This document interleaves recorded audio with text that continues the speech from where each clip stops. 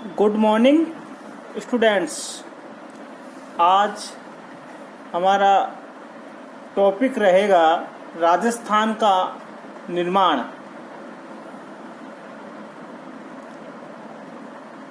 भूगोल के द्वितीय प्रश्न पत्र राजस्थान का भूगोल का प्रथम टॉपिक है राजस्थान का निर्माण। राजस्थान का वर्तमान स्वरूप किस प्रकार से निर्मित हुआ उसके बारे में आज हमारी चर्चा रहेगी। जैसा कि आप सब जानते हैं, भारतीय शहीदों के बलिदान के परिणाम स्वरूप भारत 15 अगस्त 1947 को अंग्रेजों की अधीनता से मुक्त हो गया, परंतु भारतीय स्वाधीनता अधिनियम 1947 की 8वीं धारा के अनुसार ब्रिटिश सरकार की भारतीय देशी रियासतों पर स्थापित सर्वोच्चता पुनः देशी रियासतों को हस्तांतरित कर दी गई। इसके अनुसार देशी रियासतों को आत्मनिर्णय का अधिकार प्राप्त हो गया। वे किसी भी अधिराज्य भारत अथवा पाकिस्तान में शामिल न होने पर अपना स्वतंत्र अस्तित्व रखते हुए एक राज्य के रूप में स्थापित हो सकती थी, परंतु ऐसा भारत की एकता और अखंडता को नष्ट करती थी। भारत के लौह पुरुष सरदार वल्लभ भाई पटेल ने इन रियासतों के भारत में विलय के विवाद को हल करने का प्रयास किया। 5 जुलाई 1947 को सरदार पटेल की अध्यक्षता में रियासती सचिवालय की स्थापना की गई, जिसका उद्देश्य छोटी बड़ी सभी रियासतों का समूहीकरण करके भाषा, संस्कृति और भौगोलिक सीमा की समानता के आधार पर इन्हें एक संयुक्त राज्य के रूप में संगठित करना था। इसी क्रम में राजस्थान स्वतंत्रता के समय 19 देशी रियासतें 3 ठिकाने लावा, कुशलगढ़, नीमराना तथा एक चीफ कमिश्नरी क्षेत्र था अजमेर मेरवाड़ा नाम से। रियासती मंत्रालय के अध्यक्ष सरदार वल्लभ भाई पटेल ने राजस्थान के एकीकरण या गठन या निर्माण की प्रक्रिया शुरू की। सरदार पटेल ने अर्थात रियासती मंत्रालय ने ये घोषणा की कि भारत में वही देशी रियासतें अपना स्वतंत्र अस्तित्व रख सकेगी जिसकी जनसंख्या 10 लाख व वार्षिक आय 1 करोड़ हो। इस आधार पर केवल राजस्थान में या राज्य में जयपुर, जोधपुर, उदयपुर और बीकानेर रियासत पृथक राज्य के रूप में रह सकते थे। अतः इन घोषणाओं से छोटी छोटी रियासतों में हड़कंप मच गया, क्योंकि वे मंत्रालय की शर्तों को पूरा नहीं कर पा रहे थे। ऐसे में छोटी छोटी रियासतों ने आपस में मिलकर एक संघ बनाने का निर्णय लिया। 25 जून को मेवाड़ महाराणा गोपाल सिंह की अध्यक्षता में उदयपुर में राजाओं का सम्मेलन आयोजित किया गया तथा राजस्थान यूनियन के गठन की अपील की गई। कोटा महाराव भीम सिंह ने हाड़ौती संघ का प्रस्ताव रखा। डूंगरपुर के महाराज लक्ष्मण सिंह ने वांगड़ संघ का प्रस्ताव रखा, लेकिन राजपूतों के राजाओं की आपसी शत्रुता के कारण किसी भी संघ का निर्माण नहीं हो सका। 18 मार्च 1948 से राजस्थान का एकीकरण सरदार वल्लभ भाई पटेल के कार्यों से प्रारंभ हुआ, जो 1 नवंबर 1956 को पूर्ण हुआ। इस तरह 8 वर्ष 7 माह 14 दिन में 7 चरणों के माध्यम से एक नवीन राज्य का निर्माण हुआ। ये 7 चरण निम्न प्रकार से है।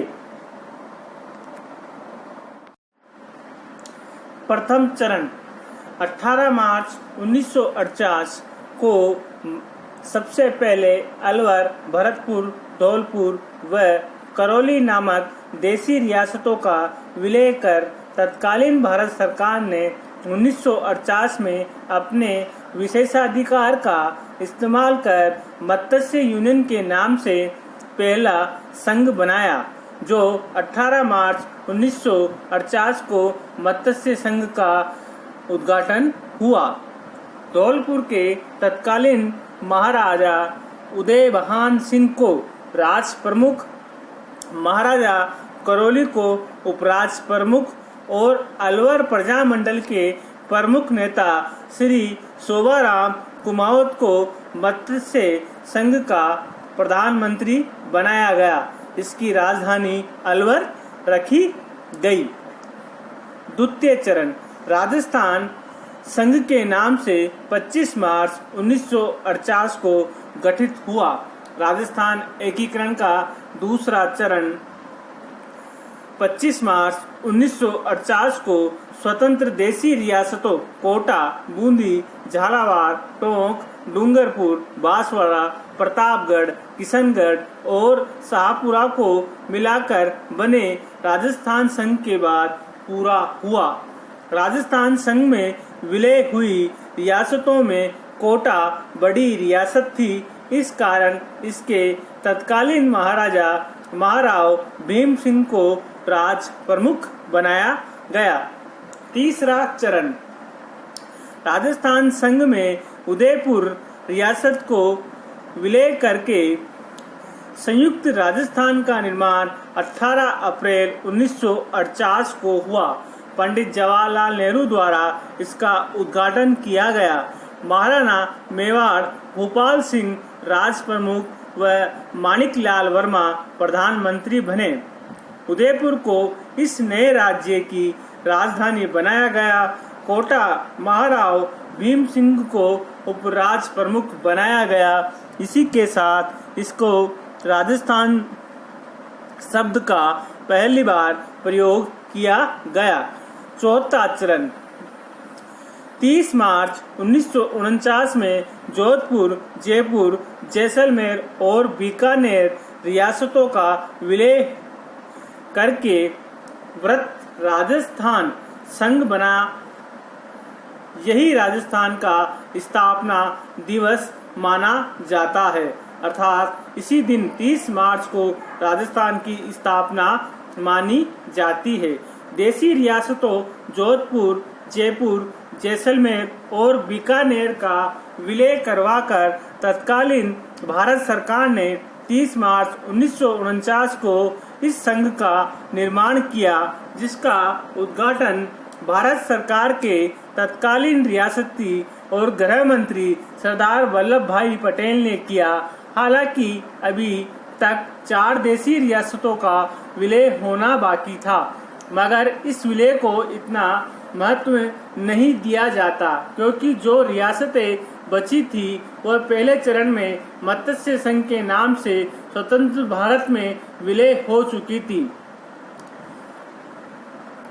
जयपुर महाराजा सवाई मानसिंह को आजीवन राज प्रमुख, उदयपुर महाराणा भोपाल सिंह को महाराज प्रमुख, कोटा के महाराज श्री भीम सिंह को उपराज प्रमुख, श्री हीरालाल शास्त्री को प्रधानमंत्री बनाया गया। श्री पी सत्यनारायण राव की अध्यक्षता में गठित कमेटी की सिफारिशों पर जयपुर को राज्य की राजधानी घोषित किया गया।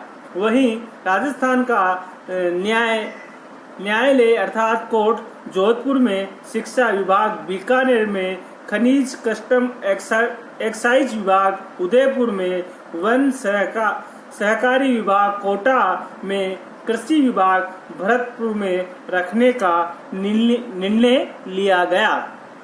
5वां चरण 15 अप्रैल 1949 को भारत सरकार ने शंकर राव देव समिति की सिफारिश को ध्यान में रखते हुए मत्स्य संघ को व्रत राजस्थान में मिला दिया। भारत सरकार ने 18 मार्च 1948 को जब मत्स्य संघ बनाया था तभी विलय पत्र में लिख दिया गया था कि बाद में इस संघ का राजस्थान में विलय कर दिया जाएगा। इस कारण भी ये चरण औपचारिक मात्र माना गया। भारत सरकार ने शंकर राव देव समिति की सिफारिश को ध्यान में रखते हुए मत्स्य संघ को व्रत राजस्थान में मिला दिया। वहां के प्रधानमंत्री श्री शोभाराम रहे। छठा चरण, भारत का संविधान लागू होने के दिन 26 जनवरी 1950 को सिरोही रियासत का विलय ग्रेटर राजस्थान में कर दिया गया। इस विलय को भी औपचारिकता माना गया क्योंकि यहाँ पर भी भारत सरकार का नियंत्रण पहले से ही था। दरअसल जब राजस्थान के एकीकरण की प्रक्रिया चल रही थी तब सिरोही रियासत के शासक नाबालिग थे। सिरोही रियासत के एक हिस्से आबू देलवाड़ा को लेकर विवाद के कारण इस चरण में आबू व देलवाड़ा तहसील को बम्बई प्रांत में शेष भाग को राजस्थान में मिलाने का फैसला लिया गया। लेकिन आबू और देलवाड़ा को बम्बई प्रांत में मिलाने के कारण राजस्थान वासियों में व्यापक प्रतिक्रिया हुई, जिससे 6 वर्ष बाद राज्यों के पुनर्गठन के समय इन्हें वापस राजस्थान को देना पड़ा। 7वां चरण, वर्तमान राजस्थान।